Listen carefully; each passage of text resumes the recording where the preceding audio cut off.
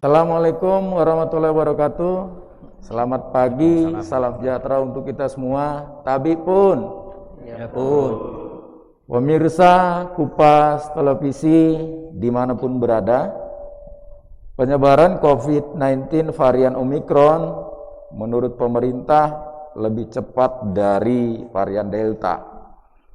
Menteri Koordinator Maritim dan Investasi memperkirakan puncak kasus varian baru COVID-19 tahun ini terjadi pada bulan Februari 2022. Ikatan Dokter Indonesia meminta nakes bersiap menghadapi lonjakan kasus tersebut. Nah, bagaimana kesiapan pemerintah Kabupaten Tanggamus serta kolaborasi dengan seluruh komponen masyarakat yang ada dalam mencegah lonjakan kasus varian baru COVID-19. Selama 1 jam ke depan, kita akan berbincang dengan tema tanggap darurat penanganan penyebaran COVID-19 varian Omikron dan akselerasi vaksinasi booster. Bersama saya sudah hadir 3 narasumber di aula kantor Dinas Kesehatan Kabupaten Tanggamus. Narasumber yang pertama, Kepala Dinas Kesehatan Tanggamus, Bapak Taufik Hidayat SE, MKes. Apa kabar Pak? Assalamualaikum. Alhamdulillah kabar sehat. Alhamdulillah. Baik, terima kasih semuanya. Pak Taufik. Narasumber yang kedua, Direktur Rumah Sakit Umum Daerah Batin Mangunang Kota Agung, Dr. Mary Yosepa. Benar ya Bu Dokter ya? Iya. Apa kabar Bu Dokter? Alhamdulillah sehat. Alhamdulillah. Kemudian narasumber yang ketiga, Ketua FKUB Tanggamus, Bapak Ismail MPDI. Iya, saya. Alhamdulillah. Apa kabar ini Pak Ismail? Sehat. Baik, terima kasih Pak Ismail. Nah, pemirsa Kupas Televisi, sesuai dengan tema kita tadi, tanggap darurat penanganan penyebaran COVID-19 varian Omikron dan akselerasi vaksinasi booster. Kita ingin tahu seperti apa saat ini sebaran COVID-19 di Kabupaten Tanggamus, Pak Kadis. Monggo Pak. Terima kasih. Assalamualaikum warahmatullahi wabarakatuh. Pada kesempatan kali ini izin saya sampaikan perkembangan dari penyebaran COVID kita di Kabupaten Tanggamus, terutama setelah era gelombang ketiga kalau istilah dari pemerintah kita. Di Kabupaten Tanggamus sampai dengan tanggal 15 Februari ini, dari Januari kemarin sudah ada sekitar 50 kasus konfirmasi COVID-19. Kasus-kasus itu kita temukan berdasarkan hasil testing dan tracing, ya. Baik masyarakat yang sedang berobat ke rumah sakit karena SOP-nya harus di tracing, ataupun testing yang dilakukan oleh kawan-kawan puskesmas terhadap warga yang ada keluhan demam dan sebagainya. Dan bahkan terakhir ada beberapa nakes kita juga yang sudah terkonfirmasi COVID, yaitu sebagai konsekuensi dari petugas kesehatan yang selalu berhubungan dengan masyarakat. Kemudian benar nggak Pak Kadis, kalau penyebaran yang varian Omikron ini katanya ini lebih cepat dari varian Delta? Seperti apa ini Pak Kadis? Ya, memang secara virologinya seperti itu Pak. Jadi Omikron itu memang mempunyai kemampuan transmisinya lebih cepat. Hanya hospitality rate-nya itu lebih kecil, artinya tingkat keparahannya juga lebih kurang gitu kan ya. Memang yang selalu disampaikan oleh pemerintah kepada masyarakat bahwa untuk mengantisipasi Omikron ini yang penting kita pastikan bahwa kita menegakkan protokol kesehatan, kemudian kita pastikan bahwa kita sudah mendapatkan vaksinasi lengkap, ya. Vaksinasi lengkap itu harapan kita sampai ke dosis ketiga, cuman kan terkait dengan penjadwalan atau durasi interval yang harus 6 bulan setelah dosis kedua. Kemudian kesiapan dari semua pihak, ya. Saya katakan semua pihak karena kesiapan ini bukan hanya dari jajaran kesehatan. Isolasi mandiri atau isolasi terkonsentrasi itu juga harus dipersiapkan, dan bagaimana masyarakat memahami gejala-gejala Omikron sehingga masyarakat bisa mengantisipasi dengan jujur terhadap dirinya sendiri, kemudian merespon terhadap reaksi itu untuk melakukan testing kepada petugas kesehatan.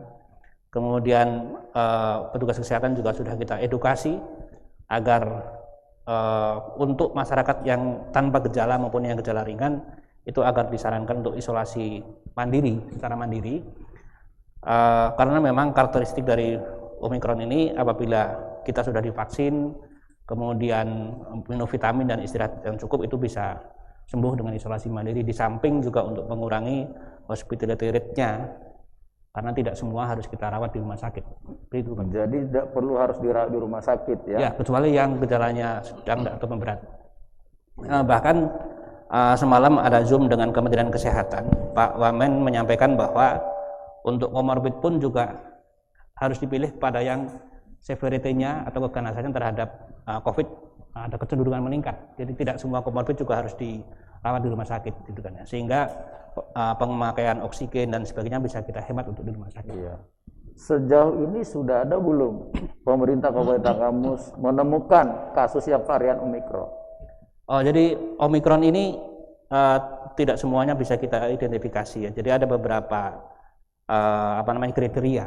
Ya, terutama yang pertama adalah apabila orang itu sudah divaksin sampai 3 dosis, tapi masih ada gejala COVID, ataupun dia mungkin begitu di PCR CT-nya sangat rendah, itu baru kita kirim dulu ke lab Kesda untuk dilakukan pemeriksaan lagi, sehingga nanti bisa memenuhi syarat untuk dikirim ke Litbangkes apakah dia masuk probable atau belum. Nah, di Tanggamus mekanisme itu belum kita laksanakan karena memang kriteria-kriteria yang tadi kita sampaikan belum ada ya. Tapi yang penting adalah kewaspadaan, semua gejala-gejala yang mengarah ke Omikron harus kita testing dan kita tracing, yang tujuannya adalah untuk penanganan lebih awal ya, untuk penanganan lebih awal agar transmisi penularannya bisa kita kendalikan, sehingga akan mengurangi beban rumah sakit seperti pada gelombang Delta beberapa waktu yang lalu.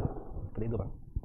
Nah, ini meneruskan yang disampaikan Pak Kadis tadi, Bu Dokter ya, soal gejala. Ini kan kalau soal gejala resiko ini kan lebih expert ini dokter ini yang menjelaskan gitu. Nah, ini gejala-gejalanya Omikron itu seperti apa? Bedanya dengan Delta, kemudian resiko kematiannya bagaimana, Bu Dokter? Monggo. Iya, baik. Sebenarnya kalau kita berbicara tentang varian dari COVID-19 ini, secara garis besar gejalanya itu bisa dibilang sama ya. Jadi kalau untuk yang varian COVID, mau itu Omikron maupun Delta, atau kita berbicara varian-varian yang lain, karena memang sifat dari virus ini adalah menyerang di organ pernapasan, gejala yang muncul memang dominan di pernapasan pastinya. Jadi gejala-gejala yang muncul itu pada awalnya sama seperti pilek, batuk, demam. Nah, untuk yang Omikron ini, tapi kita di sini sedikit harus lebih waspada karena kan kita melihat bahwa mungkin secara awal masyarakat kita berpikir itu flu biasa, ini Omikron atau bukan. Memang cukup sulit untuk membedakannya. Tapi ada beberapa kasus yang kita sampaikan bahwa kalau untuk yang flu biasa yang disebabkan oleh alergi, itu kan penyebabnya gejalanya diantaranya ada reaksi-reaksi alergi. Ini tidak kita temukan pada Omikron. Reaksi orang alergi itu bisa seperti dia merasa alergi biasanya tanpa disertai dengan demam.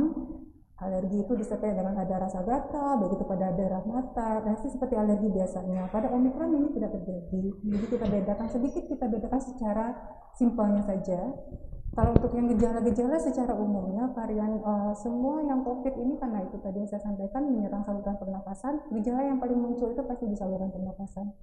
Batuk, pilek, sakit tenggorokan, pada kondisi yang berat bisa disertai dengan sesak nafas.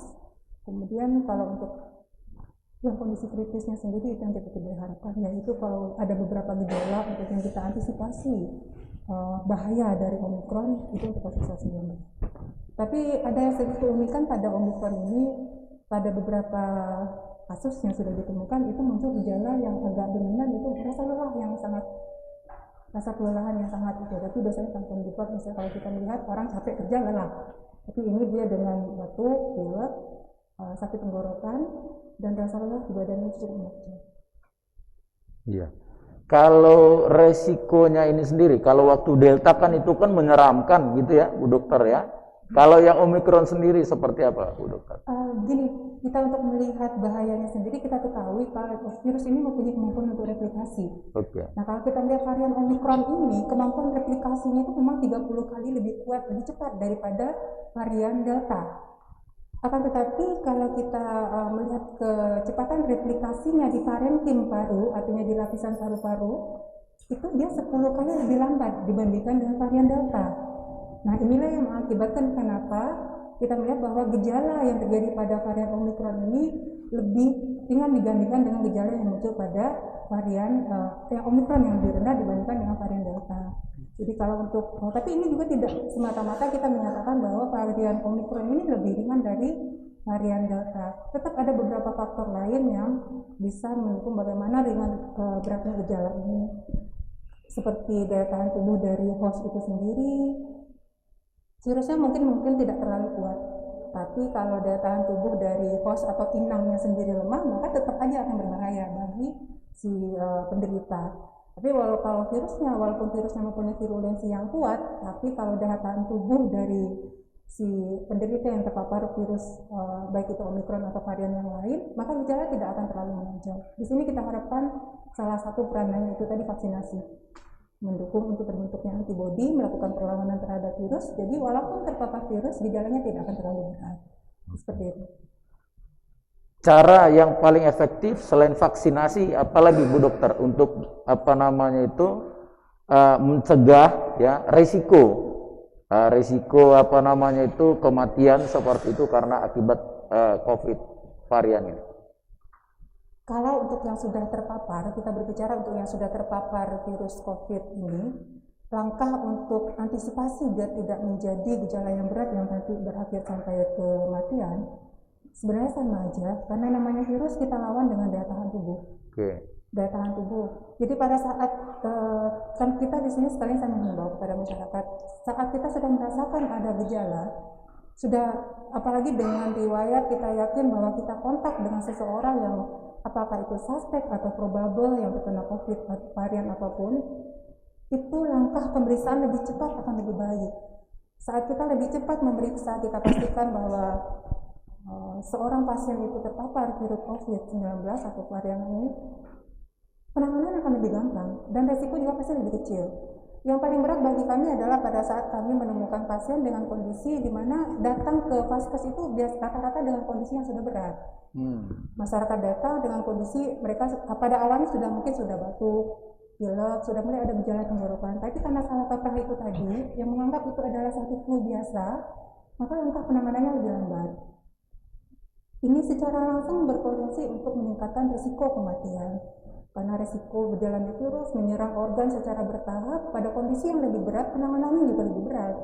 Tapi kalau kita lebih awal kita menyadari bahwa dengan ada keluhan-keluhan yang seperti yang tadi, batuk, pilek, demam, sakit tenggorokan, ayo kita periksakan di Kabupaten Tanggamus. Jadi sebaiknya jangan sampai nunggu kondisinya berat dulu baru ke rumah sakit gitu ya. Betul. Ya. Kalau kondisinya sudah berat juga perjuangannya berat. Iya. Lebih baik dari awal sudah kita ketahui, maka penanganan akan menjadi lebih cepat. Iya. Jadi lebih cepat diketahui justru itu lebih baik gitu ya. Baik. Nah ini ke Ketua FKUB ini, Pak Ismail. Tentukan urusan dalam penanganan, pencegahan pandemi COVID tidak hanya urusan pemerintah saja, dinas kesehatan, pihak rumah sakit, juga semua komponen masyarakat. Nah, selama ini apa yang dilakukan oleh KUB dalam upaya mencegah penyebaran COVID-19 juga di Kabupaten Tanggamus, Pak Ismail? Ya, Assalamualaikum warahmatullahi wabarakatuh. Selamat siang, salam sejahtera untuk kita semuanya. Tapi pun terima kasih. Saya dari FKUB tadi ditanyakan tentang bagaimana juga peran para tokoh agama terutama FKUB dalam penanganan COVID-19. Terlebih FKUB sesuai dengan peraturan bersama Menteri Agama dan Menteri Dalam Negeri, sehingga apa yang disampaikan oleh Menteri Agama dan pemerintah baik itu dari pemerintah pusat, provinsi maupun pemerintah daerah. Itu FKUB selalu kita sampaikan dan kita dukung, terlebih dalam pelaksanaan ibadah di tempat-tempat ibadah, kemudian juga kegiatan-kegiatan keagamaan yang ada di Kabupaten Tanggamus khususnya. Kita selalu sampaikan bahwa darurah dalam arti dalam usulul ahkam bahwa ada yang harus kita jaga yang disebut dengan daruriyah, hifdzuddin maupun hifdzun nafs. Hifdzun nafs itu adalah menjaga jiwa. Nah, menjaga jiwa itu adalah kewajiban yang pertama. Yang kedua, kita sampaikan bahwa ini dalam perspektif agama Islam terlebih, bahwa kata Rasul, at-ta'unu ayatur rijib talallahu bihi nasan min ibadih fa idza sami'tum bihi fala tadkhulu alaihi wa idza sami'tum bihi bi ardin wa antum biha fala tafirru minhu. Jadi kata Rasul bahwa wabah ataupun taun itu adalah tanda-tanda kekuasaan Allah yang itu memang menyakitkan, ya. Menyakitkan, banyak keluarga ditinggalkan, ya, dengan adanya wabah ini berapa banyak ribuan korban. Tapi kata Rasul, apabila kalian mendengar ada suatu wabah di suatu daerah, fala tadkhulu alaihi, maka jangan masuk ke daerah tersebut. Dan apabila kalian mendengar dalam satu tempat ada wabah dan kalian ada di dalam itu, fala tafirru minhu, maka jangan kalian lari dari tempat itu. Kemudian kata Rasul juga bahwa la yuridanna mumridun ala musihim. Jadi Rasul melarang unta yang sakit dicampur dengan unta yang sehat. Nah, ini maksudnya menggambarkan sesuai dengan yang disampaikan oleh pemerintah maupun Kementerian Agama melalui FKUB, selalu kita sampaikan agar dalam melaksanakan ibadah sesuai dengan protokol kesehatan, karena sesuai dengan protokol kesehatan itu juga adalah sesuai dengan ajaran-ajaran agama yang ada. Karena yang sakit tidak boleh dicampur dengan yang sehat. Kemudian ketika kita sakit jangan keluar dari daerah kita. Kemudian juga ketika mendengar ada wabah di daerah tertentu, juga kita tidak boleh memasuk ke daerah tersebut. Ini yang selalu kita sampaikan melalui pendekatan agama, gitu. Karena yang dianggap selalu bahwa pemerintah tidak sesuai dengan ajaran agama. Nah, ini yang selalu kita sampaikan, bahwa apa yang disampaikan oleh pemerintah, baik itu melalui pemerintah daerah, provinsi maupun pemerintah pusat, kemudian melalui edaran-edaran Kementerian Agama, dan di situ ada fatwa-fatwa MUI, bahkan yang terakhir di edaran Menteri Agama nomor 4 tahun 2020 sesuai saat ini, bahwa ketika itu level 3 di tempat ibadah itu 75% kapasitas dan maksimal 75 orang.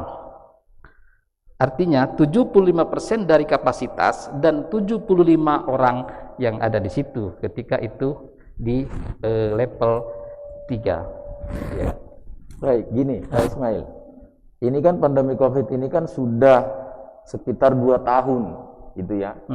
Dengan anjuran pemerintah menerapkan protokol kesehatan termasuk rumah-rumah ibadah. Barangkali setelah 2 tahun orang udah mulai jenuh nih. Atau seperti apa saat ini situasinya pelaksanaan ibadah di rumah-rumah ibadah? Apakah masih konsisten dengan protokol kesehatan itu, atau masyarakat sudah mulai longgar ini? Gimana situasi Pak Ismail? Memang benar. Jadi dengan adanya kemarin PPKM level 1 ya. Level 1, jadi masyarakat memang seolah-olah COVID itu sudah selesai.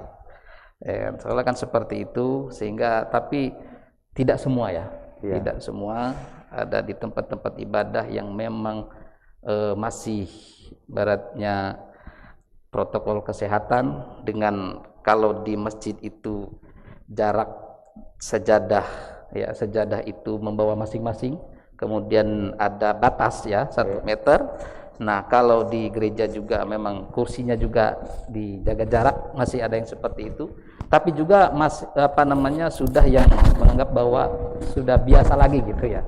Jadi Sudah sebagian biasa udah lagi. hidup normal. Sebagian sudah hidup normal gitu ya. Nah, ini ya artinya ini tugas kita bersama lah, tugas kita bersama. Iya, karena kalau udah hidup normal nanti, nah jadi tambah berat nih tugas Bu Dokter ini sama Kadis Kesehatan nih. Iya. Nah ini ke Pak Kadis. Ini kan salah satu penanggulangan COVID itu kan lewat upaya vaksinasi ya. Sekarang sudah mulai bahkan booster gitu. Sekarang capaian vaksinasi di Kabupaten Tanggamus yang pertama, kedua, bahkan sampai ketiga, sekarang sudah sampai berapa persen ini Pak Kadis? Oke, makasih. Cakupan vaksinasi Tanggamus kita dosis pertama 85%, Pak. 85%, kemudian dosis kedua itu masih 47%. Kemudian dosis ketiga kita masih sangat rendah, sekitar 1,7% kalau tidak salah. Oke. Nah, terkait dengan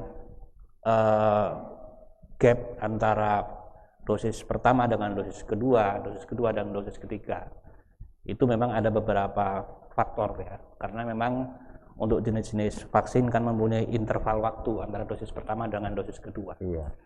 Termasuk juga ada dosis kedua dengan dosis ketiga harus 6 bulan gitu kan ya. Maka dari itu pencapaian cakupannya tidak serta-merta langsung beriringan. Tapi sebetulnya ada hal-hal yang juga harus kita cermati di masyarakat. Ya seperti tadi disampaikan oleh Pak Ismail, pada saat masyarakat itu sudah melihat kegairahan hidup baru, masyarakat itu melihat new normal itu adalah bukan kebiasaan baru tapi kembali ke normal lagi, Iya. gitu kan ya. Dan mereka merasa bahwa kasus beberapa waktu yang lalu sudah turun, sehingga partisipasi untuk vaksinasi dosis kedua itu agak rendah, karena sebagian mengatakan bahwa situasinya sudah aman dan saya juga sehat-sehat, gitu kan ya. Nah, sedangkan gap atau drop out yang biasa terjadi dalam kegiatan program vaksinasi itu antara dosis pertama dengan dosis kedua itu sekitar 5-10%. Harusnya kalau nanti cakupan kita sudah sekitar 85%, berarti dosis kedua harusnya sudah di angka 70-an gitu kan, ada 70-an. Nah, terkait dengan ini pemerintah Kabupaten Tanggamus melakukan beberapa langkah, karena penanganan vaksinasi ini yang paling krusial adalah penggerakan sasaran vaksinasinya, Pak. Kalau hanya pelaksanaan suntikannya, itu kawan-kawan nakes kita semuanya siap. Siapa yang datang dan memang sudah memenuhi syarat dari sisi screening kesehatan, dari sisi waktu interval, kita vaksin. Tapi untuk menggerakkan sasaran yang seharusnya sudah waktunya dosis kedua, tapi dia belum datang, ini adalah tanggung jawab bersama semua pihak. Semua pihak itu berarti ya jajaran aparat kepala PKON, camat, kepolisian dan TNI. Nah, maka dari itu pemerintah Kabupaten Tanggamus kemarin sudah menginstruksikan agar kita kembali turun bersama lagi. Karena kemarin pada saat kita mau mengenjot dosis pertama untuk minimal 70%, itu seluruh OPD turun ke kecamatan-kecamatan untuk melakukan monitoring, ada tanggung jawab wilayah binaan, setiap hari didatengin, kemudian dikasih motivasi penggerakan sasaran seperti apa. Dan alhamdulillah sebelum Desember sudah sebelum akhir Desember sudah 70%. Nah, hal serupa sekarang digerakkan lagi. Hanya sekarang kita harus membuat mapping dulu, Pak. Mapping percepatan vaksinasi. Jadi di puskesmas itu sudah harus ada data di desa ini yang dosis kedua tanggal berapa. Di desa ini yang dosis kedua tanggal berapa, sasaran sekian. Nah, dari dasar itulah nanti OPD-OPD yang datang ke PKON, ke kecamatan itu melakukan pendekatan ke aparat PKON, sasaran yang sekian ini siapa bayanim-bayanimnya, karena kan tidak semuanya sama. Iya. Makanya cara penggeraan sasaran vaksinasi dosis kedua ini jauh berbeda dengan dosis pertama. Kalau dosis pertama kan memang semuanya yang sesuai dengan kriteria umur semua harus digerakkan, makanya bisa gerak cepat. Nah, dosis kedua itu seperti itu. Tapi di Pemda ini mulai minggu ini kawan-kawan kepala OPD sudah turun ke kecamatan-kecamatan, dan biasanya nanti malam Pak Sekda mengadakan Zoom untuk melakukan evaluasi apa yang ditemukan di masyarakat, apa yang harus diperbaiki dan sebagainya. Nah, itulah upaya-upaya yang dilakukan oleh pemerintah daerah dalam rangka mengurangi gap antara dosis pertama sama dosis kedua. Memang karena kita memang di dosis kedua kita itu masih termasuk yang rendah di Provinsi Lampung, termasuk yang paling rendah. Walaupun bukan paling rendah, tapi termasuk yang rendah di Provinsi Lampung. Iya. Kalau pelajar gimana Pak Kadis? Vaksinasi di kalangan pelajar? Ya, vaksinasi anak sekolah sesuai dengan instruksi dari Kementerian sudah kita lakukan sesuai dengan periodenya. Jadi cakupan kita itu di dosis pertama sudah 73%.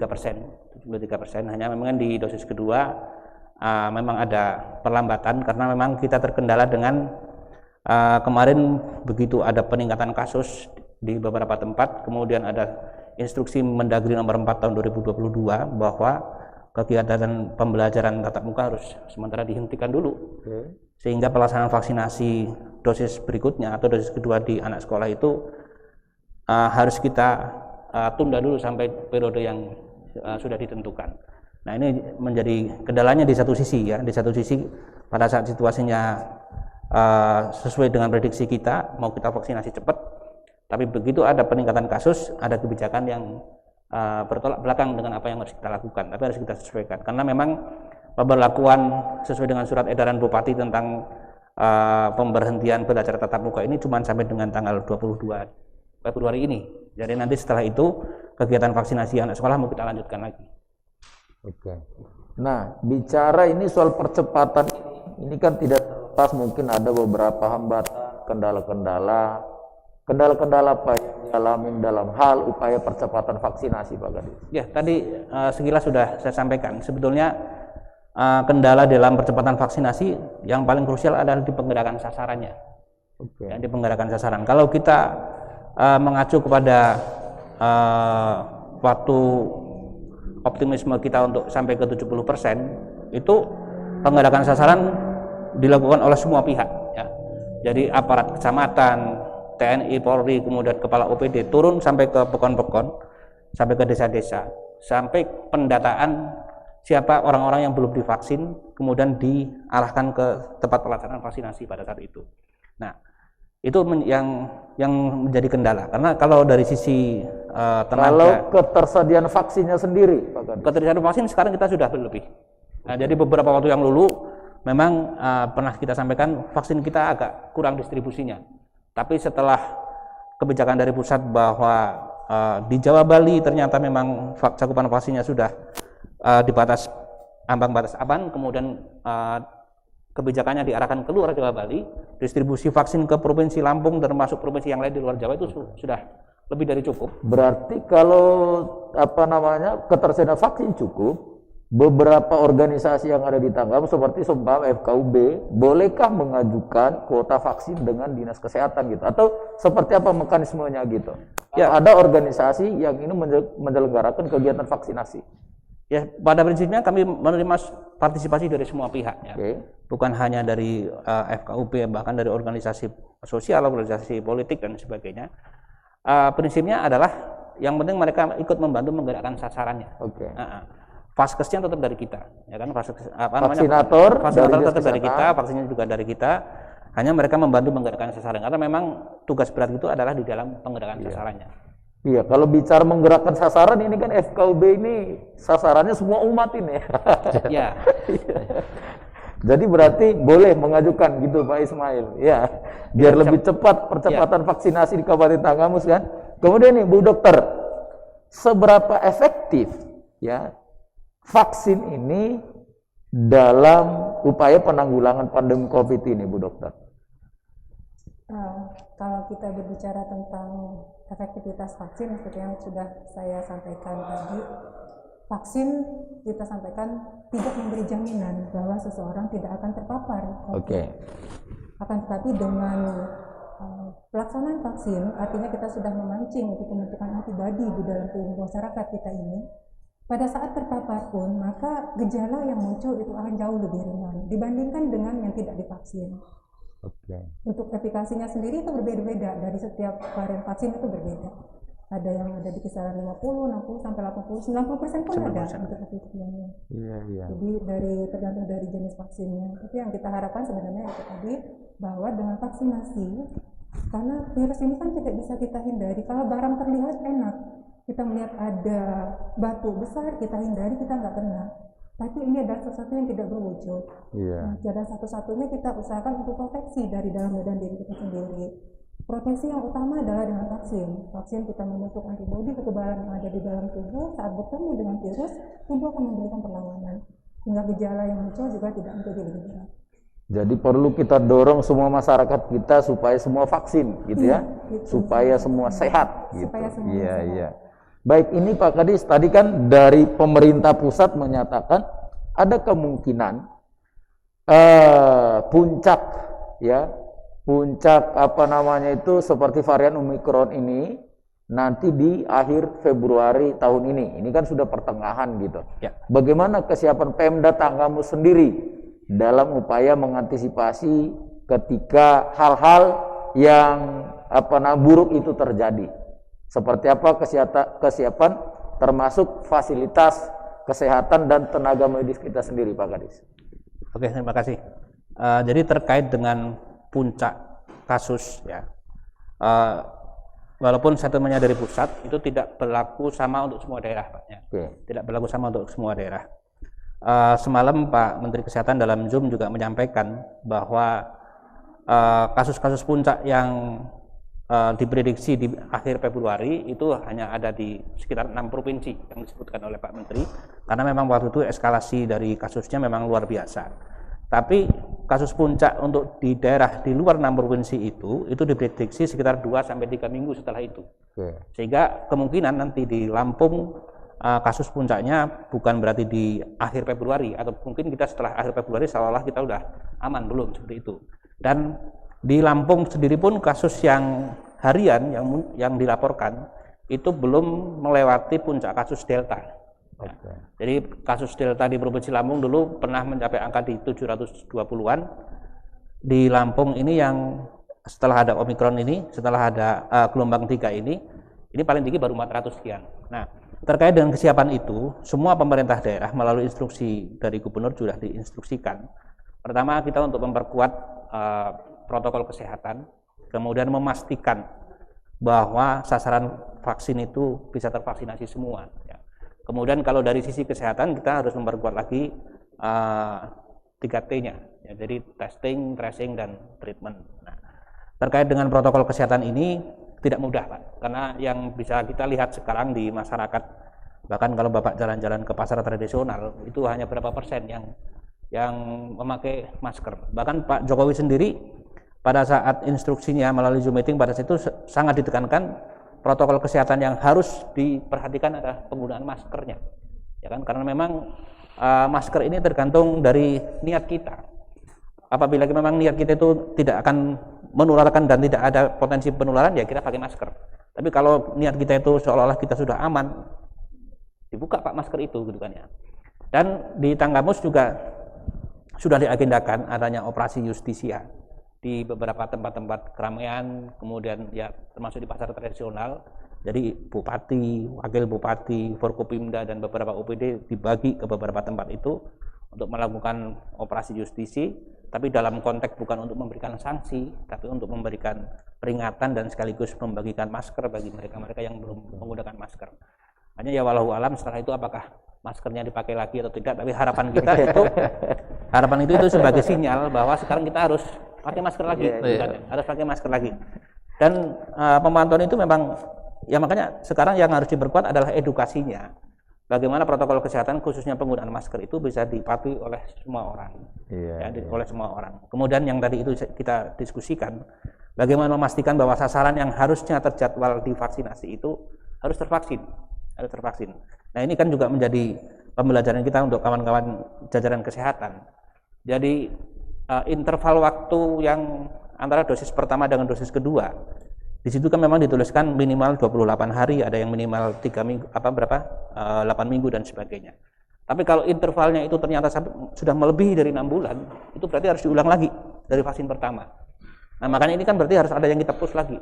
Bagaimana penggergakan sasaran itu memastikan semua orang-orang yang dulu sudah pernah tervaksin, itu sebenarnya datanya ada, Pak. Sorry Pak Kadis. Siap. Tadi Pak Kadis bilang kan kalau vaksin pertama kedua 28 hari. Kemudian dari 2 ke 3 6 bulan. Ya. Gitu ya? Ya. Nah, jadi kalau yang ketiga yang booster itu nggak boleh booster sebelum 6 bulan gitu ya Pak Kadis ya? Ya, memang booster itu ketentuannya 6 bulan setelah dosis kedua. Oke. Hanya dosis keduanya itu kan tergantung jenis vaksinnya. Oke. Ada yang 28 hari dari dosis pertama, ada yang 3 minggu atau ya kalau nggak 8 minggu dari dosis pertama juga ada. Nah, yang tadi saya sampaikan itu, apabila jarak antara dosis pertama dengan dosis kedua itu, karena orang itu merasa sehat, merasa nggak ada yang sakit sehingga dia nggak mau vaksin, yang harusnya dia sudah divaksin minimal 28 hari atau sesuai dengan ketentuan vaksinnya itu, ternyata dia sampai molor lebih dari 6 minggu, ini kekebalan mereka itu sudah hilang, ini harus dimulai dari awal lagi. Masa efektifnya berarti vaksin itu berapa lama Pak? Ya, sekitar 6 bulan Pak. 6 bulan? Ya. Termasuk vaksin yang pertama juga? Ya, makanya setelah 6 bulan, kalau dia sampai 6 bulan ternyata dia belum di dosis kedua, ini harus dimulai lagi sebagai dosis pertama. Kalau yang ketiga, masa efektifnya berapa lama? Kalau yang ketiga itu kan kekebalan itu kan lama-lama nanti kan terbentuk Pak ya. Terbentuk dengan dilakukan dosis ketiga, dengan diberikan fase ketiga berarti kekebalan dia udah naik. Nah, kekebalan dia udah naik, nanti akan ada penelitian lagi berapa tahun lagi harus dilakukan booster lagi. Bukan ya. Ini bukan sambil menunggu. Ini sebetulnya pemerintah kan memberlakukan kebijakan itu harus disesuaikan juga dengan kemampuan keuangan negara. Dulu belum ada wacana dosis ketiga untuk masyarakat. Ya. Walaupun sebetulnya secara keilmuan itu memang harus dibooster lagi setelah 6 bulan.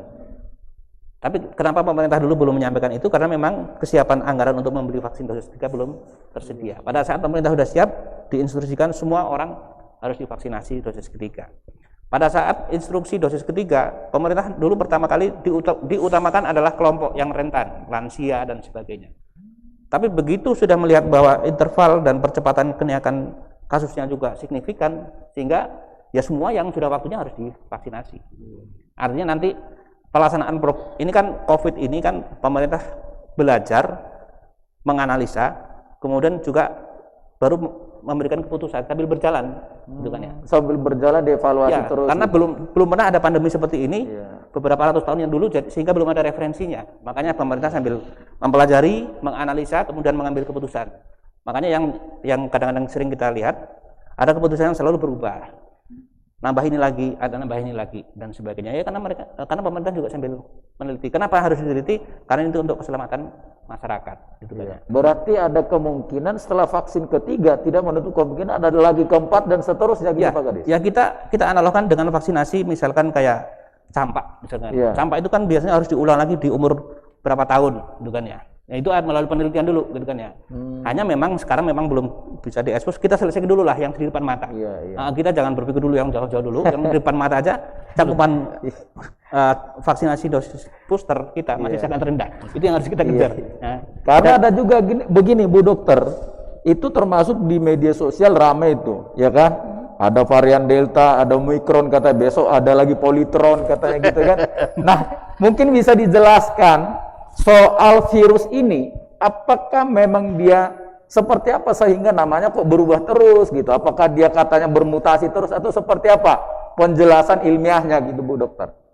Iya, sekarang udah muncul Omicron ya Pak ya, jangan-jangan habis ini tantenya muncul ya. Jadi untuk yang kita membahas masalah virus COVID, varian pertama itu yang kita ketahui munculnya di Wuhan. Iya. Nah, yang muncul di Wuhan pada bulan November ya, di 2019. Itu nama si virus ini masih sebagai 2019 novel coronavirus atau 2019 nCoV. Nah, itu nama pertama yang kita temukan untuk varian yang ada di Wuhan. Kemudian pada bulan Februari 2020, WHO mengganti nama menjadi SARS-CoV-2. Dengan penyakit yang disebut dengan coronavirus disease. Jadi virusnya disebut sebagai SARS-CoV itu di dalam waktu November, Desember, Januari, Februari 4 bulan aja dia udah ganti nama. Sebagai sifat alami dari virus, dia akan selalu melakukan replikasi. Jadi virus itu selalu akan melakukan pengembangan diri, ibaratnya mutasi dari virus, sehingga itulah yang mengakibatkan munculnya varian-varian yang baru. Kita bicara kayak varian yang sekarang B11529, apalagi dikenal dengan varian Omicron, itu induknya tetap sama dia. Induk utamanya adalah coronavirus, yang pada varian yang pertama di Wuhan dia masuk dalam varian beta coronavirus. Pemberian nama ini adalah replikasi dari si virus awal ini. Mutasi dari virus ini sangat besar peluangnya terjadi karena dia membutuhkan host, dia membutuhkan inang untuk tumbuh. Nah, kaitannya dengan mengapa kita harus menjaga prokes, kita coba antisipasi penularan secara masif, ini salah satu langkah untuk memutus biar dia tidak bermutasi lagi. Selagi dia masih punya tempat, dia punya inang untuk tumbuh, inangnya adalah tubuh kita manusia. Nah, saat dia selalu mempunyai tempat untuk bertumbuh, maka dia tidak akan pernah berhenti untuk bereplikasi. Yang di varian yang terakhir ini aja kita tahu variasi dari mutasi protein itu sudah sampai 70 ya, kalau saya nggak salah ya, itu sudah sampai segitu banyaknya jadi mutasi, makanya muncul varian baik itu Delta, varian Omicron yang terbaru. Ya karena memang dia belum mempunyai kesempatan untuk berhenti. Kalau dia sudah berhenti, tidak ada inang yang akan dia tempati, maka virus ini akan berhenti replikasinya. Jadi jalan satu-satunya bagi kita, ayo kita stop. Jangan punya tempat lagi dia untuk bermutasi itu. Kita stop penyebaran, kita stop penularan, dia tidak punya tempat untuk hidup, maka dia berhenti. Jadi makanya kalau variannya ya masih kita tidak bisa menutup kemungkinan apakah setelah varian Omicron akan muncul lagi yang baru seperti tadi Politron ya Pak ya. Jadi jok banyak gitu, jok di media sosial gitu. Mungkin kalau kita melihat ini masyarakat juga sudah sampai di titik ininya ya. Mulai dari yang tadi varian pertama dia masih bernama novel coronavirus, kemudian dikasih nama SARS-CoV-2, muncul lagi varian-varian berikutnya sampai yang terheboh kemarin varian Delta, dan sekarang tiba-tiba muncul lagi varian Omicron. Mungkin bisa dijelaskan Bu Dokter dengan pemirsa kita gitu. Kenapa kemudian kita disarankan ya harus menggunakan masker? Ya. Sifat dari virus ini penularannya adalah secara aerosol. Secara aerosol itu harus melalui udara ya. Jadi pada saat kita berbicara, saat kita berinteraksi, saat bernafas, itu nggak mungkin kita tidak mengeluarkan udara. Sementara penyebaran si virus ini adalah dengan secara aerosol seperti itu. Memakai masker, kemampuan dari virus itu berbeda. Tidak semua virus mempunyai karakteristik yang sama. Berbeda-beda. Untuk varian COVID ini sendiri, kemampuan yang dari awal disampaikan bahwa menjaga jarak minimal 2 meter, karena memang sesuai dengan penelitian, kemampuan dia untuk berpindah dari satu inang ke inang yang lain itu sampai dengan jarak 2 meter. Memakai masker adalah salah satu proteksi kita. Masker itu melindungi supaya aerosol tidak masuk ke dalam saluran pencernaan, saluran pernapasan. Di dalam virus ini nanti dia akan berkembang pas ini di saluran pernapasan ya. Dengan kita memakai masker, artinya kita melindungi biar kita tidak tertular dan kita tidak menularkan. Jadi pada saat seorang yang sudah terpapar COVID-19 pun, kalau dia sudah ada virus di dalam badannya, tapi dengan dia memakai masker, dia tidak menyebarkan kepada yang lain. Begitu juga dengan orang yang sehat. Saat kita berinteraksi, kita tidak pernah tahu di antara kita siapa yang sudah positif virus COVID ini. Jadi disarankan walaupun sudah vaksin lengkap atau bahkan booster tetap menggunakan masker gitu ya. Protokol 5M tetap harus dijaga. Jadi jangan merasa kembali lagi ke kebiasaan lama gitu ya. Betul. Iya. Nah, soal kebiasaan ini. Nah, ini Pak Ismail ini, ya kan? Soal kebiasaan dengan budaya baru sekarang gitu. Bagaimana dengan jemaah kita? Apakah mereka sudah kemudian terbiasa dengan budaya baru sekarang, atau seperti tadi itu justru merasa nggak ada lagi COVID, kita lepas masker aja, kita sudah berinteraksi biasa saja. Seperti apa ini Pak Ismail? Jadi dengan adanya Omicron ini kan informasinya sangat baru ya, sangat baru. Nah, sehingga yang sebelumnya itu PPKM level 1 kemudian dianggapnya semuanya sudah normal. oleh masyarakat karena memang sangat antusias ya masyarakat Iya. untuk beribadah sesuai dengan agama dan kepercayaan Iya. masing-masing. Nah, sehingga ketika ada tempat-tempat ibadah ataupun tempat pengajian dan lain sebagainya, ya mereka langsung antusias untuk menghadirinya gitu. Nah, kemudian begitu adanya kembali PPKM ya kan, Iya. ada yang level 2 dan sebagainya, artinya berubah kembali dan diinformasikan bahkan diinstruksikan oleh Bupati maupun Gubernur. Ini pun ya alhamdulillah masyarakat pun mulai menyadari karena memang awalnya sudah terbiasa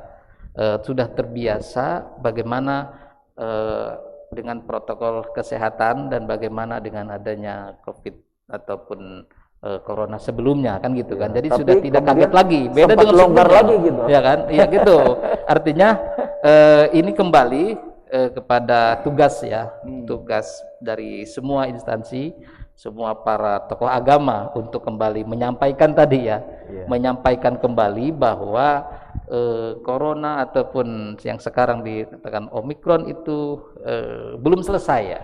Belum selesai untuk kembali seperti biasa kembali dalam arti biasanya itu biasa ketika puncak-puncaknya lah ya kan, seperti itu yang di tempat ibadah ya kita menggunakan protokol kesehatan karena memang di dalam agama juga ya kan, di dalam agama juga bahwa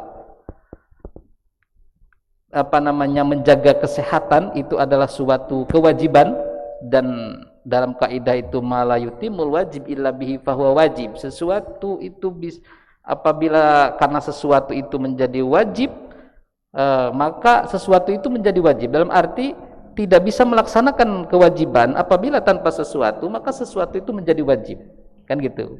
Nah, sehingga kita selalu sampaikan bahwa ketika kita ingin sehat dan menurut kesehatan adalah pentingnya atau harusnya vaksin, maka berarti vaksin adalah kewajiban. Kemudian dengan menjaga kesehatan itu adalah wajib dan dengan protokol kesehatan itu bisa menjadikan kita sehat, maka berarti menjaga ataupun mematuhi protokol kesehatan adalah kewajiban. Dan tadi saya singgung sedikit, memang yang terbaru dari surat edaran Menteri Agama itu dia dibuat level ya. Level 3, 1, 2, 3 tadi itu. Iya. Nah, di level 1 tadi yang 70% itu di level 1, kemudian 70% dan 75% dan 75 orang level 2. Nah, di level ketiga ini hanya 50% dan maksimal 50 orang. Sehingga walaupun masjid ataupun gereja itu fasilitasnya 300 orang tetap tidak boleh. Oke, Gitu itu kan, tadi di atas kertas Pak Ismail. Iya, Prakteknya ini prakteknya. gimana? Nah, itu. Nah, jadi biasanya memang edaran ataupun instruksi itu datang itu kan bagaimana kecepatan daya tangkap masyarakat ya kan, daya tangkap masyarakat sehingga ada yang memang lambat menyikapinya ya kan, menyikapi lambat itu santai kan gitu ya. Nah, ada yang memang langsung tanggap dengan itu. Nah, ini berbeda-beda sesuai dengan daerah masing-masing. Artinya ya fakta kan? di lapangan, Fakta di lapangan. ada yang mengikuti, ada juga yang tidak mengikuti. Ada yang gitu mengikuti, ya? itu kan? Karena begini juga.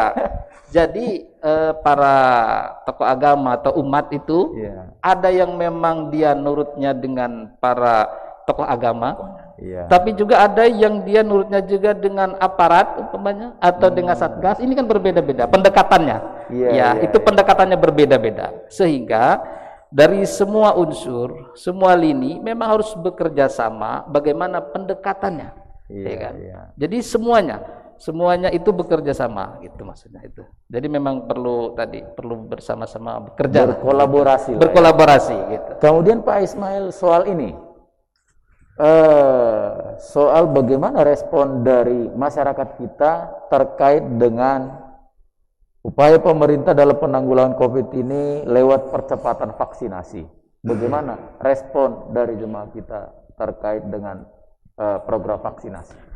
Alhamdulillah kalau akhir-akhir ini berbeda dengan di awal-awal ya Pak Kadis, artinya dengan isu-isu tentang bagaimana hukum daripada vaksin dan lain sebagainya, terutama hukum agama ya, hukum agama, fatwanya seperti apa, bagaimana hukumnya dan lain sebagainya, ya sempat kalau awal-awal itu masyarakat enggan untuk vaksin, ya kan, enggan untuk vaksin.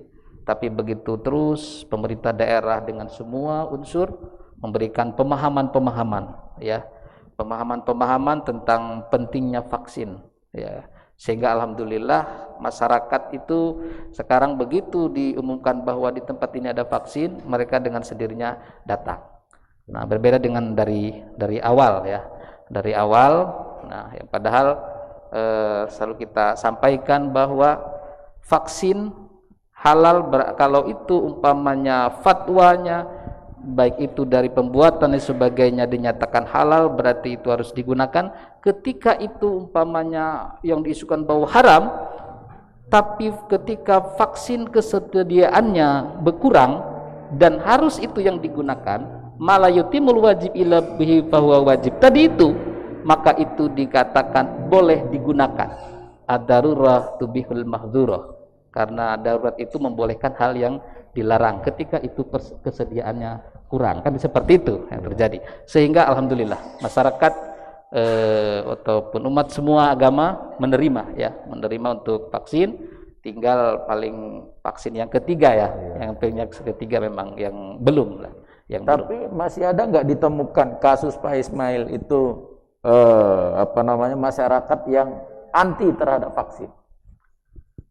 Kalau masalah anti terhadap vaksin, ya namanya berbagai macam, ya, berbagai macam keyakinan tadi, ya. Keyakinan yang mungkin merasa bahwa dirinya sudah selalu sehat, kan gitu, ya.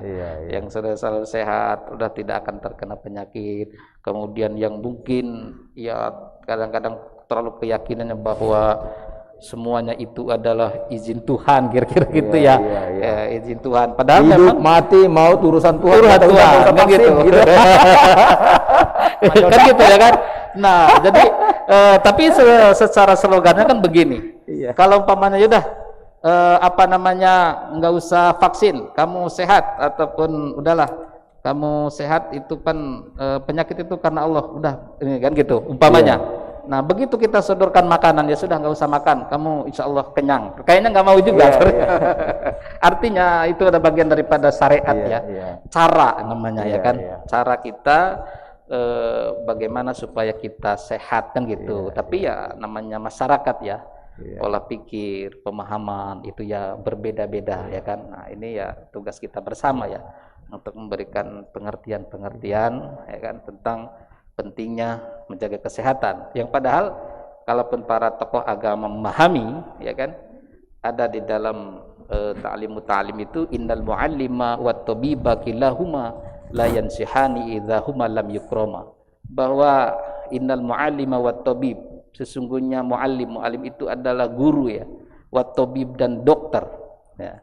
Jadi guru dan dokter itu nggak boleh ditentang nasihatnya, gitu maksudnya, kan. Sehingga ketika kata dokter bahwa begini caranya, obatnya ini, ya sudah, kan gitu. Jadi serahkan dengan ahlinya. Serahkan dengan ahlinya, gitu maksudnya, kan gitu, ya kan.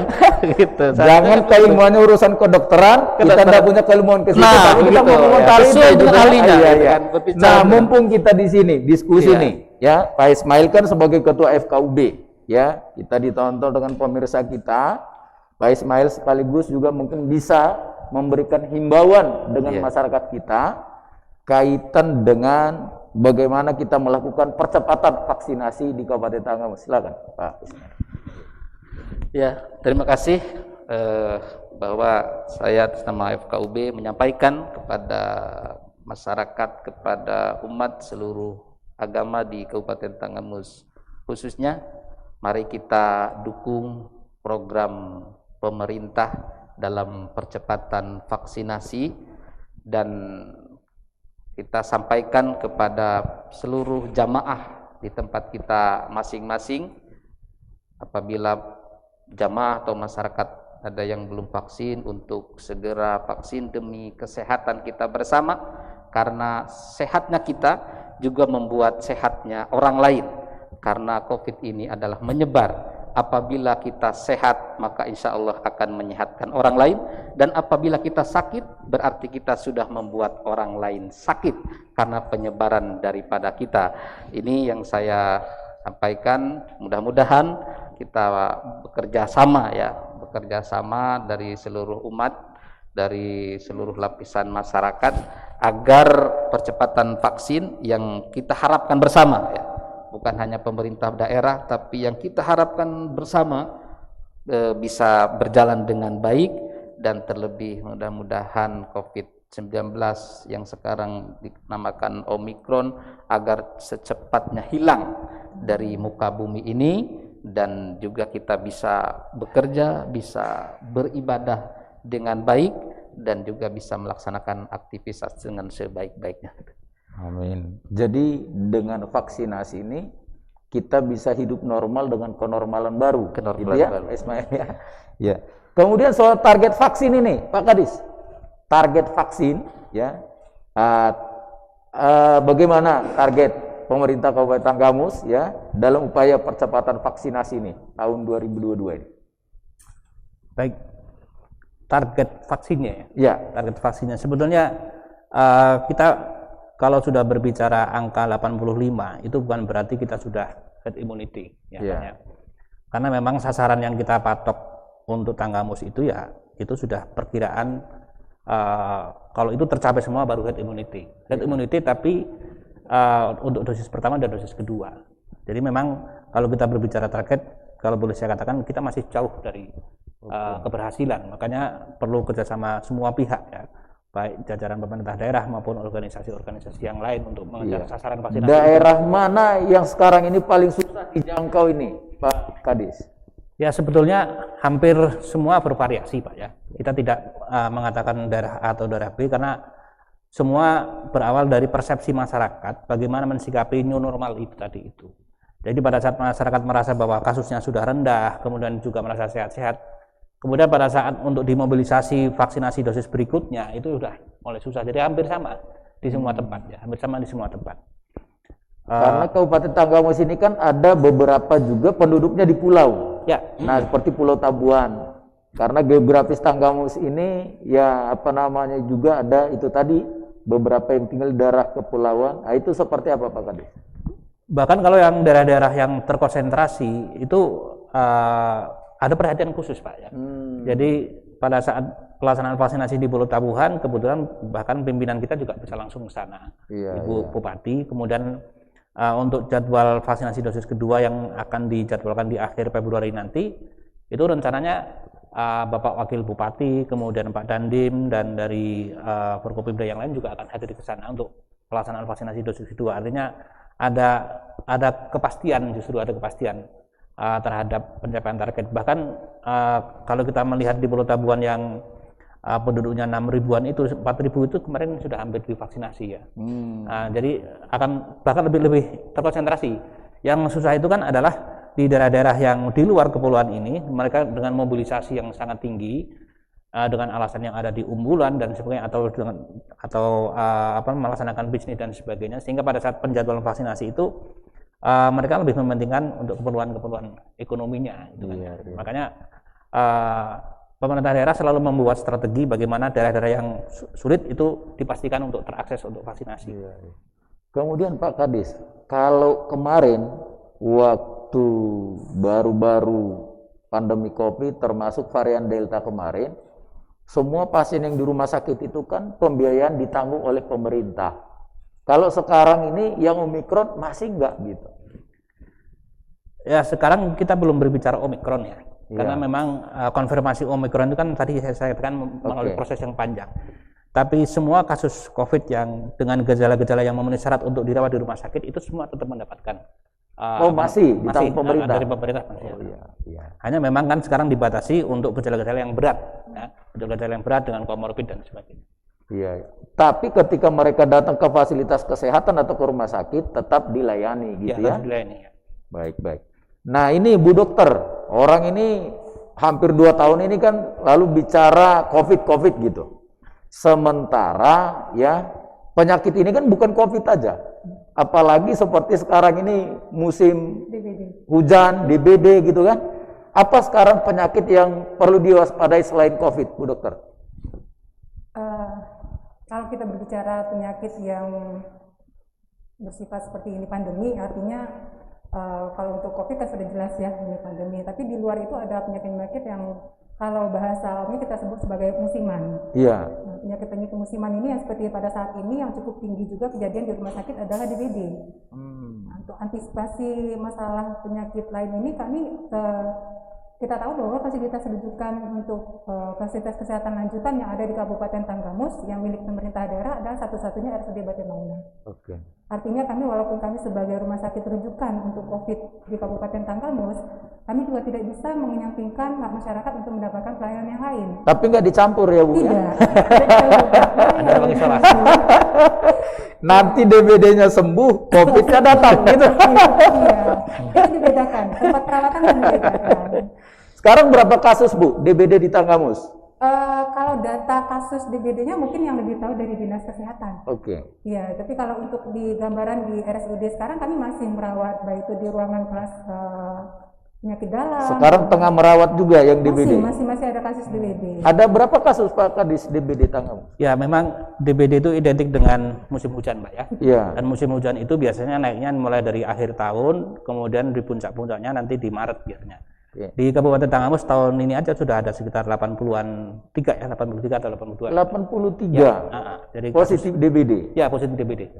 Dan memang ya penyebarannya ya sekali lagi itu juga dari mobilisasi ya, dari mobilisasi penduduk. Akhirnya setiap masih ada aktivitas ekonomi, potensi penularan demam berdarah. Justru ini lebih tinggi dari COVID. Ya Pak Kadis. Oh iya sebetulnya. Iya. Dan sama-sama virus. Iya. Benar. Dan sama-sama virus. Iya. Resikonya juga termasuk tinggi juga ini. Resikonya termasuk tinggi. Jadi memang demam berdarah itu juga memerlukan partisipasi masyarakat dalam pencegahannya. Oke. Di Kabupaten Tanggamus itu ada program satu rumah satu jumantik, juru pemantau jentik. Jadi penularan terjadi apabila memang ada vektornya, ya kan, nyamuk Aedes aegypti. Nyamuk Aedes aegypti itu kan mempunyai siklus juga, ya, mempunyai siklus dan dia biasa bereproduksi di air yang bening. Nah, itu ada di rumah, kan ya, ada di rumah masing-masing. Sekarang kalau kita melihat kalau air di rumah itu penampungan yang dia tidak bersentuhan dengan tanah, ini karakteristiknya seperti itu Pak. Jadi kenapa seperti itu? Ya itu memang udah takdir dari sana. Karakteristiknya ada air yang bening, kemudian dia tidak langsung menyentuh ke tanah, artinya bukan tempatnya bukan tanah. Apakah itu bak atau bukan? Itu ada tempat induk jentik Aedes aegypti. Nah, ini mutlak partisipasi masyarakat dalam rangka membasmi jentiknya ini. Kalau jentiknya nanti sudah dibasmi dengan dikuras seminggu sekali. Kenapa seminggu sekali? Karena siklusnya kan adalah 7 sampai 14 hari. Nah, dengan jentiknya mati berarti kan putus rantainya. Iya. Nanti tinggal nyamuknya disemprot atau dan sebagainya. Nah, tapi ini memerlukan kegiatan yang dilakukan secara bersama-sama dan terus-menerus. Nah, inilah partisipasi masyarakat di situ yang harus berperan di dalam pencegahan demam berdarah. Nah, kasus kita DBD naik karena memang konsentrasi kita, masyarakat kita masih berorientasi pada COVID terus. Iya, ya kan, ya? terkonsentrasi di sana. Terkonsentrasi ke situ. Sementara untuk melihat bak mandi kita apakah seminggu sekali dikuras atau belum, itu sesuatu yang nanti dulu lah gitu kan ya, karena masih ada ketakutan yang lain gitu kan. Iya. Pandemi jadi ini kurang prioritas gitu ya. Ya, karena kan pandemi itu kan gemanya karena pandemi jadi ketakutannya lebih tinggi. Padahal demam berdarah kalau sampai dia terlambat merujuk ya, sampai dengan shock dan sebagainya, itu sampai ke kematiannya lebih potensial kematian gitu kan ya, kalau dia sampai terlambat merujuk. Nah, itulah artinya di luar itu juga masih banyak penyakit-penyakit menular yang harus kita tangani yang berbasis masyarakat, ya, yang berbasis masyarakat. Sekali lagi partisipasi masyarakat di dalam pencegahan kesehatan itu memang harus kita perkuat lagi. Iya. Jadi himbauannya ini Pak Kadis dengan masyarakat. Kalau himbauan terkait dengan penyakit menular tadi ya, masyarakat harus rajin melakukan 3M tadi itu kan, menguras, menutup dan mengubur tempat-tempat yang ada jentik demam berdarah itu. Nah, untuk tahu kapan menguras, kapan mengubur, kapan menutup, berarti kan harus dipantau jentik itu. Makanya ada juru pemantau jentik. Nah, juru pemantau jentik itu yang lebih efektif adalah setiap kakak 1 orang yang anggota keluarga itu. Kalau juru pemantau jentik itu dari kader atau dari kapan dia mau ke rumah-rumah, nggak ada waktu. Makanya 3M ini sangat penting untuk pencegahan demam berdarah. Kemudian apabila masyarakat juga harus mengenali gejala-gejala demam berdarah, ya kan ya. Kalau memang dia sudah demam, kemudian sudah ada bintik-bintik, segera harus ke vaskes. Karena keterlambatan penanganan demam berdarah akan sampai kepada stadium yang lebih parah. Di SS Dengue-Shock Syndrome itu kematiannya lebih cepat. Jadi ada dua sisi yang harus kewaspadaan sama pencegahannya. Iya. Ini tugas Pak Ustadz lagi nih, Ya, menyampaikan ini dengan jemaah ini. Insyaallah. Baik, jadi ini tidak terasa kita ini sudah ngobrol-ngobrol, diskusi selama 1 jam. Kita sudah sampai di penghujung acara. Nah, ini terakhir closing statement dimulai dari Bu Dokter dulu. Silakan Bu Dokter. Baik, saya pribadi pastinya kita berharap bahwa pandemi ini akan segera berakhir. Saya rasa seluruh masyarakat kita juga sudah merasa capek, sudah lelah, begitu banyak sektor yang terpengaruh dengan adanya pandemi COVID-19 ini. Tapi yang namanya penyakit yang disebabkan oleh ada satu faktor penyebab seperti virus atau bakteri atau yang lainnya, saya rasa kita bisa berprinsip sama yang disampaikan Pak Ismail tadi, bahwa dengan prinsip sederhana bahwa kita berpikir saya tidak mau tertular dan saya juga tidak mau menularkan, di sini kita berharap bisa kita putus penularan virus ini. Yang saya sampaikan di awal tadi bahwa virus ini tidak akan hidup tanpa ada host. Kita tidak mungkin mengedukasi si virus, yang kita edukasi adalah diri kita sendiri. Saya tidak mau tertular dengan saya terapkan prokes pada diri saya dan keluarga saya. Saya tidak mau anggota keluarga saya ataupun siapapun yang dekat saya tertular dengan mematuhi prokes yang sudah ditetapkan. Cukup dengan 3M, sangat simpel. Itu ajaran yang sebenarnya sudah sangat simpel bisa kita laksanakan. Memakai masker, mencuci tangan, menjaga jarak, menghindari kerumunan, batasi mobilitas, ditambah dengan mendukung vaksinasi. Maka harapan kita untuk pandemi ini segera berakhir, insya Allah akan bisa kita capai. Tapi kalau dari kita sendiri masih berpikir bahwa pandemi adalah hal yang biasa, sekarang kondisi sudah normal, tidak perlu kita waspada lagi, ini akan berpotensi akan membuatkan terjadi lagi lonjakan-lonjakan, jadi tidak akan pernah berhenti. Jadi pada kesempatan ini saya menyampaikan bahwa kami sebagai tenaga kesehatan sebenarnya tidak berharap kami berada di garda terdepan. Garda terdepan kita harapkan adalah pada diri kita sendiri, pada diri masyarakat kita sendiri. Dengan kita mengantisipasi bahwa kita tidak mau menjadi orang yang tertular COVID, tidak mau menjadi orang yang menularkan COVID ataupun penyakit apapun yang ada di dunia ini, maka segala permasalahan kesehatan di dunia kan bisa kita atasi. Saya rasa harapan kita untuk sama-sama berakhirnya pandemi ini tidak akan menjadi suatu harapan kosong. Gitu. Baik, terima kasih Bu Dokter. Mungkin nanti bisa ditambahkan dengan closing statement juga Pak Kadis. Kalau masyarakat ingin vaksin, mereka kemana? Gitu. Silakan Pak Kadis. Ya, terima kasih Pak. Jadi sampai sebelum closing statement, kalau masyarakat mau vaksin, kita sebetulnya sudah membuka beberapa gerai-gerai vaksinasi Pak ya. Kalau untuk dosis pertama itu pelaksanaan vaksinasi bahkan sampai petugas kesehatan yang bermobilisasi ke masyarakat, di mana termasuk juga di desa, bahkan di sekolahan dan sebagainya. Tapi untuk vaksinasi dosis kedua, kalau memang sudah terjadwal, kemudian karena vaksin ini kan satu vial ada beberapa dosis ya, maka itu yang harus kita pertimbangkan adalah efektivitas dari dosis itu. Kalau memang memungkinkan mengelompok di satu tempat, nanti petugas kesehatan yang mobile. Karena makanya di sini pelaksanaan vaksinasi itu bukan mutlak menjadi domainnya orang kesehatan, tapi bagaimana kepala desa, camat itu memobilisasi sasaran, kemudian mereka berkoordinasi dengan kesehatan. Oh, di sana ada sasaran sekian. Nah, kalau memang seperti itu, petugas kesehatan yang datang ke sana. Sehingga memang masyarakat tidak harus mencari juga di Google di mana pelayanan vaksinasi. Kalau untuk di Tanggamus, itu kan ya bisa koordinasi dengan pihak kepala pekornya. Nanti petugas kesehatan yang menyesuaikan, ya petugas kesehatan yang menyesuaikan. Hanya kalau untuk dosis ketiga memang kemarin masih kita konsentrasikan di vaskes, di puskesmas dan sebagainya, karena memang orang-orangnya masih sangat sedikit. Itu yang untuk pelaksanaan vaksin. Jadi masyarakat tidak terlalu harus bingung. Berkoordinasilah atau bertanya kepada aparat PEKON, nanti akan terfasilitasi di mana akan mendapatkan vaksinasi. Ini yang berat itu adalah kemauan masyarakat untuk divaksin sebenarnya Pak. Kemauan masyarakat untuk divaksin. Jadi untuk closing statement dari Dinas Kesehatan menambahkan dari apa yang disampaikan oleh Direktur Rumah Sakit, pada prinsipnya ada dua komponen dalam penanganan penyakit, itu ada pencegahan dan penanganan. Ya. Kalau kita sudah berbicara penanganan, sudah cukup mahal harganya kan ya, berapa juta yang harus dikeluarkan untuk pengobatan ya, sampai kepada yang lebih parah lagi termasuk juga COVID. Tapi karena semua itu bisa dicegah, maka itu harus dilakukan bersama-sama oleh masyarakat. Kita tetap sama himbauannya seperti yang disampaikan oleh Direktur Rumah Sakit, jaga protokol kesehatan dan pastikan bahwa kita sudah tervaksinasi. Karena dengan kita sudah tervaksinasi, walaupun kita terpaksa terpapar karena memang masih ada potensi penularan, itu tingkat keparahannya akan berkurang, daya tahan kita akan lebih bagus lagi. Nah, protokol kesehatan ini memang tadi didomain dengan penggunaan masker yang masih sangat lemah di masyarakat kita. Sehingga memang edukasi ke arah sana harus kita sama-sama dukung dari semua pihak, bagaimana pelaksanaan protokol kesehatan ini tetap kita lakukan. Karena pandemi ini yang tadinya kita berpikir sudah berakhir, ternyata juga tidak berakhir. Bahkan beberapa waktu yang lalu kita mendapatkan jurnal dari WHO, ada son of Omicron. Jadi anaknya Omicron di Afrika Tengah itu, di Afrika Tengah sudah ada. Nanti bisa lagi ada grandson, cucunya Omicron, bisa jadi seperti itu. Artinya kita jangan berpikir bahwa ini akan selesai gitu kan.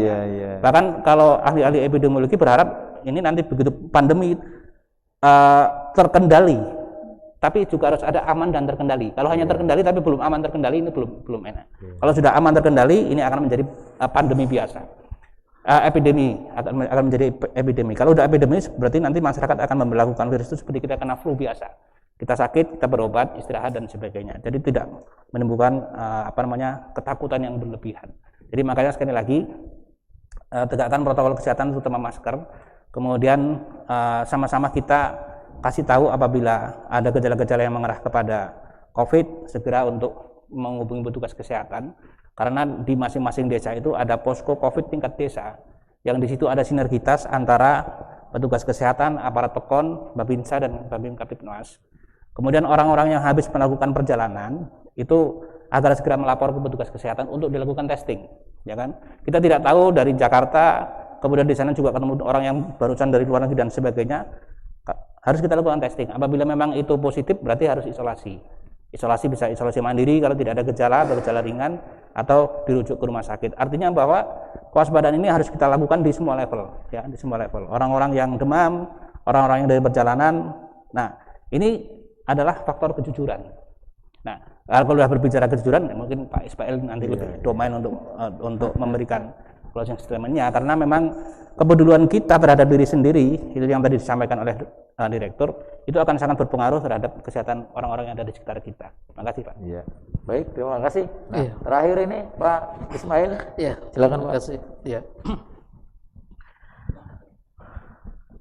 Jadi bahwa memang kita ini ingin sekali untuk kembali berkumpul bersama, baik itu dalam pengajian maupun dalam beribadah pada semua para tokoh agama, kemudian umat dan seluruh masyarakat. Namun dalam hal ini ada kaidah usul fikih namanya darul mafasid muqaddamun ala jalbil masalih. Jadi menolak kerusakan itu lebih diutamakan daripada mengambil suatu kebaikan. Kemudian tasarruful imam manutun bil maslahah. Apa yang dilakukan ataupun upaya pemerintah itu berdasarkan daripada kemaslahatan. Maka ketika seperti itu kita mengambil dalil ayat Al-Qur'an, ya ayyuhalladzina amanu atiiullaha wa atiiur rasul wa ulil amri minkum.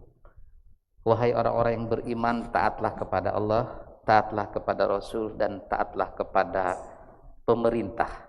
Maka oleh karena itu kami sampaikan kepada seluruh masyarakat, seluruh umat dari seluruh agama di Kabupaten Tanggamus, kita sama-sama bersinergi, sama-sama menjaga kesehatan di tempat ibadah masing-masing. Kita pastikan protokol kesehatannya berjalan, dan bagi orang yang dari luar daerah mohon untuk tidak dulu masuk ke tempat peribadahan, dan juga mohon juga kepada pemerintah agar tidak bosan-bosannya melalui Satgas Covid-nya untuk juga bersama-sama menghimbau kepada masyarakatnya, dan mungkin apabila di situ fasilitasnya tidak ada seperti tempat cuci tangan dan persediaan masker yang terkadang masyarakat mau ibadah itu lupa masker, berarti di situ pun kita bersama-sama harus mempersiapkan, baik itu dari tokoh agama maupun mungkin di pemerintah di pakuan masing-masing. Jadi itu sekali lagi sampaikan kepada seluruh masyarakat, seluruh jamaah dari seluruh agama, mari kita dukung pemerintah dalam menjaga kesehatan. Terlebih juga kita sampaikan agar seluruh masyarakat, seluruh umat kita juga sukseskan vaksin ini, dan kita dengan adanya kita semuanya sudah vaksin, mudah-mudahan ya kita semuanya diberikan kekuatan kesehatan oleh Allah dan Tuhan yang Maha Esa. Saya rasa itu yang dapat saya sampaikan. Terima kasih. Baik, terima kasih ketiga narasumber saya yang luar biasa, diskusi yang luar biasa, tapi karena waktu yang terbatas, kita sudah diskusi lebih dari 1 jam. Mudah-mudahan diskusi kita hari ini memberikan manfaat kepada pemirsa kita di rumah, khususnya kepada masyarakat kita dimanapun berada. Pemirsa Kupas Televisi, demikian tadi diskusi kami dengan 3 narasumber yang luar biasa. Semoga diskusi hari ini menambah pengetahuan, ilmu bagi kita semua, sehingga kita semua sehat dan produktif di masa pandemi. Dan satu lagi, kita sama-sama mendukung, mensukseskan program percepatan vaksinasi yang dilakukan oleh pemerintah, terkhusus di Kabupaten Tanggamus. Saya Donald Haris Sihotam pamit undur diri. Kita ketemu lagi dalam talkshow berikutnya dengan tema-tema yang baru dan narasumber yang luar biasa. Terima kasih.